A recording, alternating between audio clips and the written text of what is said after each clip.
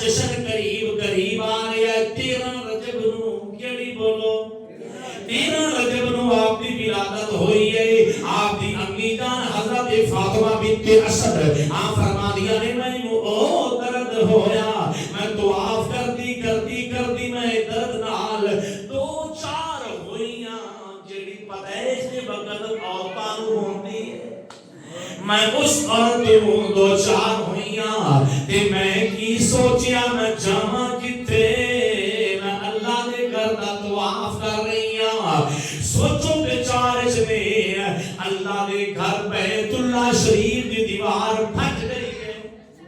دیوار پھٹ گئی ہے ابو تراب لقب ہے ابو تراب میرے آقا نے عطا کیتا ہے دیوار جان دی علی دی ماں آ رہی ہے اپنے آپ کو جناب والا چیر دیتا ہے حضرت علی پاک دی ماں اندر داخل ہویاں نے اللہ دے گھر دے اندر اللہ دے پیارے علی دی ولادت ہو گئی ہے کہ عاشق رسول نے کمال کیتا ہے کسیرا میسر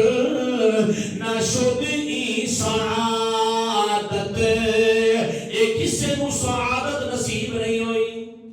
کائنات کے اندر کسے مساعدت نصیب نہیں ہے کسیرا میسر نہ شد ای سعادت بقابا ولادت با مسجد شہادت بولو بولو سبحان اللہ علی پاک نو منن والے بیٹھے ہو بولو ایک مرتبہ ہو سبحان اللہ علی دوستو علی پاک تشریف لے آئے نے میرے کریم آقا علیہ الصلوۃ والسلام آپ کو پتہ چلے ہے اللہ دے گھر دے اندر علی پاک دی ولادت ہو گئی ہے میرے آقا تشریف لے آ رہے نے اے جناب والا میرے آقا امام الانبیاء تشریف لے آ رہے نے اللہ دے گھر وچ تمام ولیاں دے امام تشریف لے آ چکے نے اے امام الانبیاء تشریف لے آ رہے نے میرے آقا علیہ الصلوۃ والسلام تشریف لے آئے نے فرمایا او فاطمہ بنت اسد اے بچے نو مینوں پکڑاؤ نا میرے آقا علیہ الصلوۃ والسلام نے پیارے علی کو چکیا ہے ماں عرض کر دی ہے حضور مہربانی فرماؤ نا میرے بچے نے آنکھاں نہیں کھولیاں میں پریشان ہاں ایک دن بھی گزر گیا دو دن بھی گزر گئے نے سونیا میرے پیارے علی نے آنکھاں حیدر نام رکھا کی نام رکھا حیدر بابا نا اسد شیر عزیزو دوستو آپ فرما دیا کہ میرے بچے نے آنکھاں نہیں کھولیاں میں سمجھیا کہ ہو سکتا ہے کہ میرا بیٹا نبی نہ پیدا ہویا ہوئے کہ تسی اس طرح کرو مہربانی فرماؤ میرے لجپال آقا نے اٹھایا ہے اٹھاؤن دی دیر علی پاک نے آنکھاں کھول دیتیاں نے آنکھاں کھول دیتیاں نے علی کس طرح برداشت کرتا ہے علی دی محبت ہے کہ میں آنکھاں کھولا جا کے میرے سامنے کسے غیر دا چہرہ ہوئے علی بھی یہ پسند کر دے لے میں دنیا تے جاؤں میرے سامنے نظر کھولا دے وقتوہا چہرہ سامنے ہوئے وقتوہا چہرہ سامنے ہوئے حضرت علی پاک نے آنکھاں کھول دیتیاں نے پھر ایک مقام پہ میرے آقا نے فرما لی یہ دسو پہلے آنکھاں کیوں نہ کھولیاں میرے آقا نے پوچھا کسی اور مقام پہ رسیدی سونے میں کیوں برداشت کرتا ہے کہ میں گھر کندے پیدا ہویا ہاں اللہ دے گھر میں چاہا ہاں تے غیر اللہ کوئی عام بندہ نہیں بیٹھے میں نہیں پسند کرتا ہے کہ میرو امام الانبیاء میری پہلی نگاہ کھلے تے مصطفیٰ سامنے